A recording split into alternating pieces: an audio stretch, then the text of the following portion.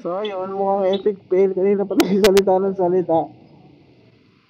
Naubusan na ng space yung ating DJI Osmo. So I hope yung isa 360 lang ko yung audio natin via uh, wireless earphones or earpods or kung ano man ang tawag mo nyo dyan.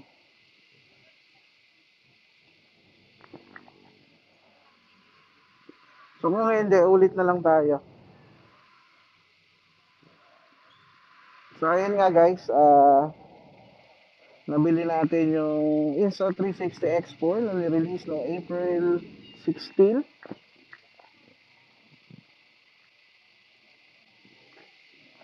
At nagawa na natin siya ng unboxing video kung ano yung mga content ng box na yon. So ngayon, tinetest run natin, no? Yung camera. So fresh from the box, yung kanyang testing.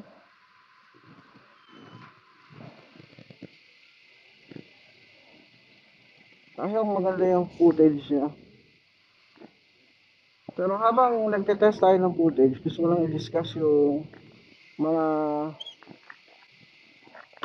na-observe ko sa kanya. First impression, siguro, kasi first time natin magkaroon ng 360 camera. At yung pinaka latest model pa na Insta360, which is the X4. So, initial impression ko, build quality, napaka-solid. Ramdam mo yung quality niya pagkahawak mo siya. Yung kanyang screen, malaki. I believe 2.5 ang sukat nito, 2.5 inches. So, yung camera niya, malaki din. Usability, hindi naman ako nahirapan. I-navigate yung kanyang screen. Very informative. Ah, ang gusto kong bagong ah, feature dito Insta X4 ay ang guard lens niya, no? Hindi na siya sticky. Ngayon, meron na siyang dedicated na lens guard. Ah, twist and snap na yung ah, standard guard lens nito. Hindi kagaya ng lumang model na sticky guard lens yung meron. So, isang magandang ano yun, plus, no? Hindi na magagasgasan yung ating lens ng camera. Kasi yung isa sa mga naging problema ng mga nakabili ng previous model. Yan napakalaking tulong na merong snap and twist guard lens, no? Pag nabasag or nagkagasgas yung guard lens mo, bili ka lang ng bago. And easy pa siya i-operate. Twist and snap lang talaga. Mararamdaman mo na mag-i-snap siya. And sa tingin ko naman maganda yung quality ng guard lens.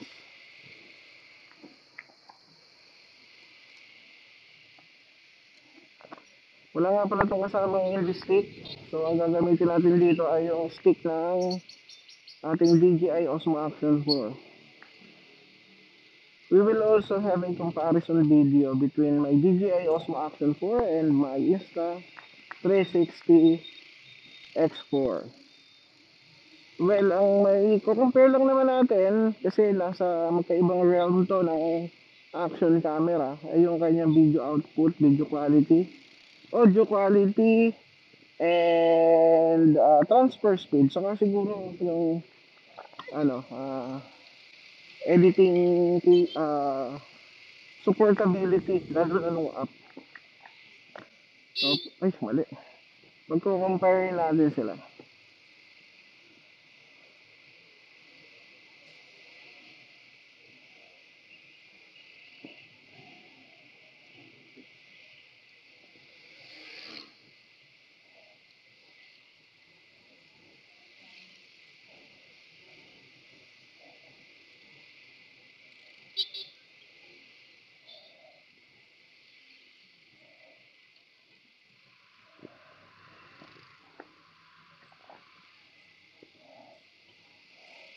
gusto rin natin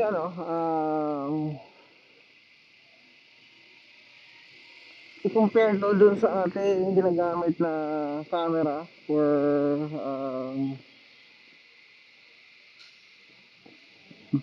videography pagka kailangan namin mag-shoot. So i-compare natin yung quality niya doon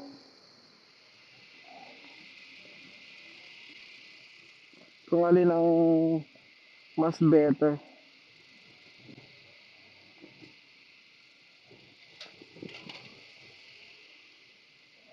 Isa pa sa mga nagustuhan ko dito, yung ano niya, yung sa memory card. Kasi yung sinalpa ko dito ay Kingston na memory card. Hindi ako nakakuha ng parang notification na yung memory card ko ay slow, yung speed. Hindi kagaya pagka nilalagay ko yung Kingston na memory card natin, nakakakuha tayo ng notification na yung camera daw natin ay slow, kaya baka daw magkaroon ng problema sa recording ng ating camera. Dito sa Insta-X4 wala naman ako nakikita. So I guess yun dun sa mga medyo lower end na brand ng SD card ay mare-recognize niya ng walang problema. Siguro mamaya ibibigay ko yung sa inyo yung specification ng Kingston na camera na SD card na gamit ko para sa X4. Meron kasi tayong tatlo na SD card. Dalawang 128, yung isa ay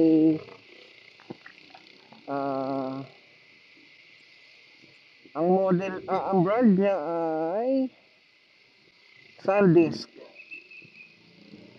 SanDisk Ultra. Tapos yung Kingston, hindi ko alam yung model niya, pero sa SanDisk yung Ultra na model. So yun, dalawang 128 at isang 256 na ginamit natin na nag-Bicol ride tayo na pagka 1080p 30 frames per second, naglalaro siya sa 9 hours doon sa 258. So tetestingin din natin siya, yung nagagamitin natin pag nag-test tayo ng 8K na video. Kaya abang-abang kung gaano kalaki. Ang alam ko, sabi sa review, napakatakaw sa memory ng 8K. So tingnan natin kung anong mangyayari sa hula.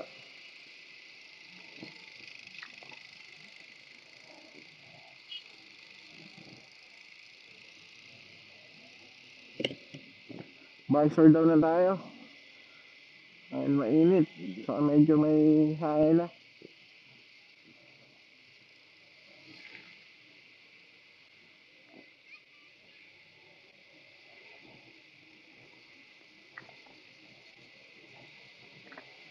Kaya pala, kung nakikita nyo, kung napapansin nyo, yung ating helmet ay bago na.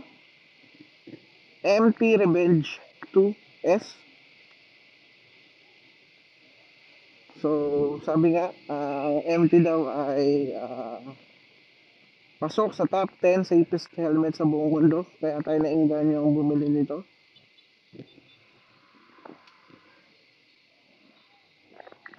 Para sa akin, okay naman yung quality niya. Yung helmet, ang gusto ko dito yung foam. Napakasarap sa mukha.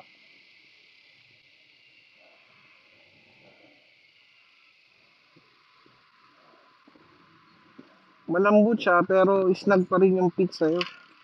Yun kasi ang importante pag nabili tayo ng helmet, guys. Yung snag fit. Huwag tayong kukuha ng mga maluluwag na helmet sa atin kasi isa yan sa mga risk or delikado ba.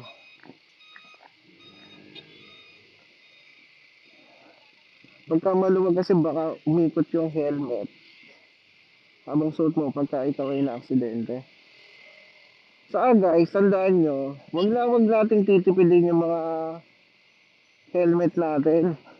No, protection natin yan pag tayo nag-crash. Kaya dapat isa yan sa mga pinag-i-investan natin. Maganda nga yung motor natin. Pag nag-semplang tayo, basag ulo natin, hindi wala. So, invest din tayo sa ano, bukod sa motor, invest din tayo sa helmet. At saka sa mga proper gear. Ako, pagka mga short rides lang, naka gloves. Yan, ito suot ko yung half gloves ng Bluetooth. Regalo sa akin to ng kapatid ko. Actually, hinihingi ko sa kanya to. Iregalo niya sa akin. Shoutout nga pala sa kapatid ko.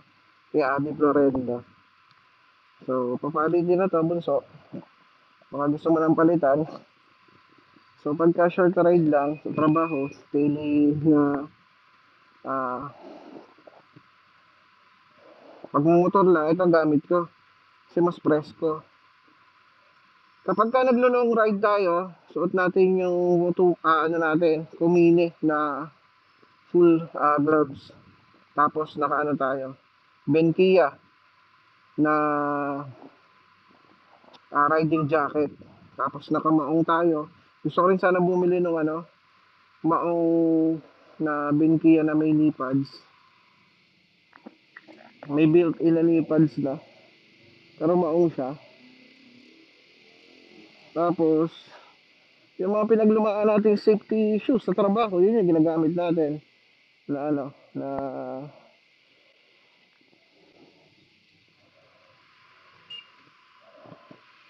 sapatos. Maganda kasi yun, may steel toe. Magulungan man tayo sa bandang toes natin, protected pa rin siya. Saka yung ginagamit namin safety shoes sa trabaho, mga pasado sa dole testing. So, protected yung aming mga paa. Kaya yung mga pinaglumaan, yung pinagpalitan, yun ang ginagamit natin pag tayo ay nagra-ride.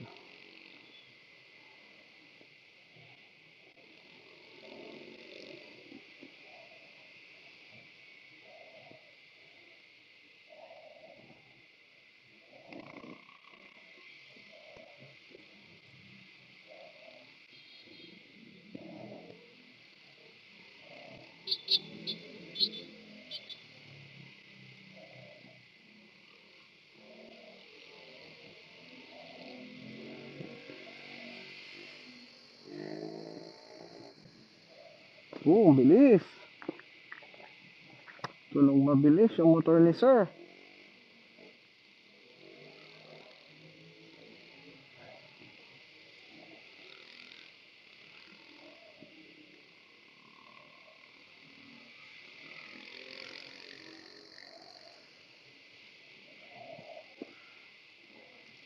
So yung detailed review natin dito sa camera na to, ilalabas din natin sa ano. So ito yung mga initial impression and thoughts ko lang sa Insta360 X4. Promising siya, promising.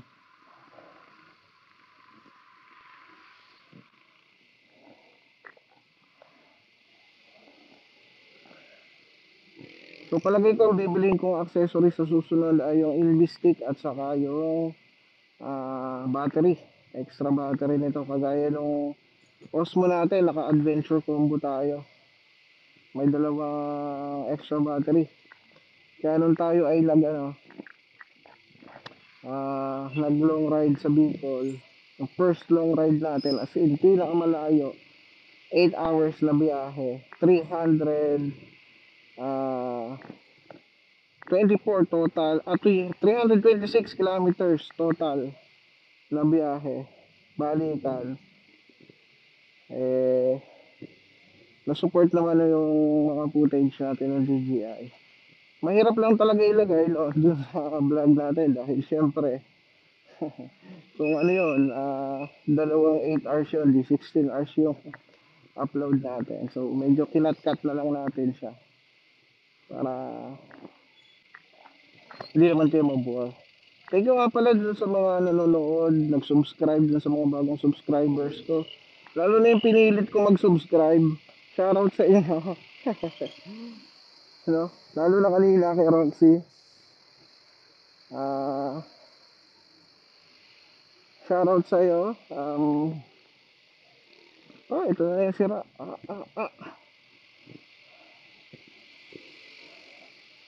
Shoutout sa iyo. At napilitan ka mag-subscribe sa akin. Belated happy birthday pala sa iyo kahapon. Kaso hindi namin nalasahan yung pakain mo. So maybe next time. And congratulations nga pala, no? Ikaw ay preggy. Congratulations. Marami na akong inaanak. Baka kasi iniisip mo na ah kung ninong, wala na kita.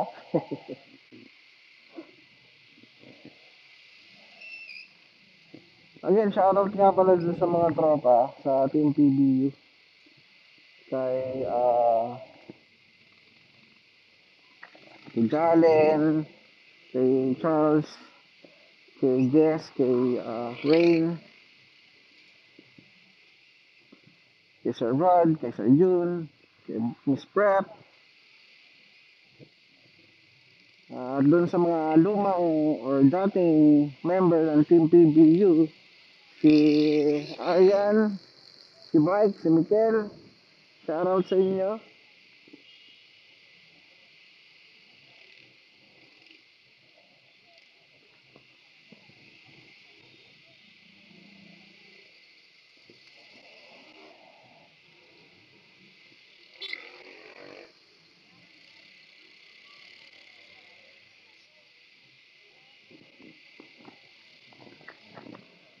Parang galit sa akin si Kuya. Wala akong ginagawa. Malapit-lapit na tayo.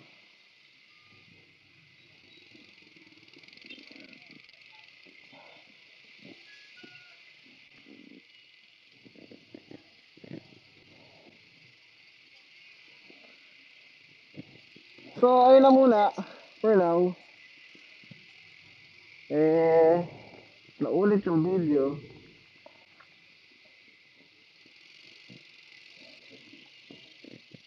So, kung may mga suggestion pala kayo, yung mga subscribers ko dyan, or nakakapanood dito na merong Insta 360, X2, X3, saka X4. Kasi this is my first time having a 360 camera. So, kung ano yung mga tips and tricks na ginagawa nyo, let me know para gayahin ko at itry kong inimik. Para makagawa pa ako ng marami content para sa inyong lahat. Diba? Hindi naman halatang excited ako, no? Shoutout nga pala kay Kuya Michael. Michael Rebato. Subscribe niyo, mag-follow kayo sa kanyang Facebook page, no? 10 something something. Ilalagay ko na lang dito, somewhere here, yung kanyang channel.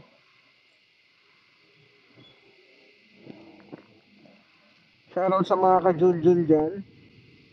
Sana makapag-collab tayo, kuya. At saka turuan mo akong gumamit ng Insta 360 kasi alam ko yun ang gamit mong camera. Turuan mo naman, Mi. At mag-collab tayo. Dadayunin kita sa Rizal o kaya ikaw ang dayo dito. Magko-content tayo. Haba. Hindi ka nga pala pwedeng tumagay ngayon, kuya. Baka madamay ako. Si Jim nadamay na. Si Pulog nadamay na. Oo, baka madamay din ako. Mapagalitan tayo ni ate. Buntis pa naman. Congratulations nga pala, kuya.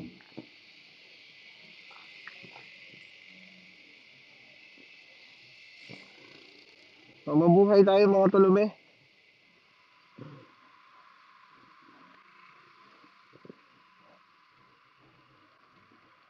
So, yun lang for now. Maraming salamat sa inyong panonood at huwag niyong makalimutan mag-like, share itong video na to. At mag-subscribe na rin kayo and push that notification bell para updated kayo kapag mayroon tayong bagong content. Kung meron kayong comment, suggestion, lagay nyo lang sa comment sa baba, no? Lalo na yung ituturo nyo sa akin technique.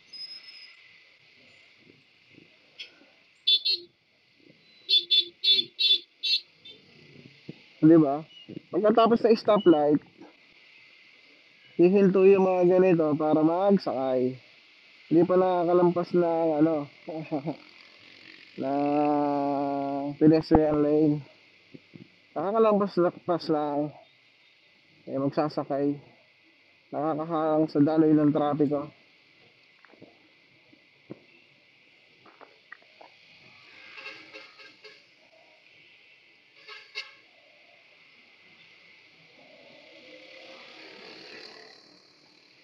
So again, maraming salamat.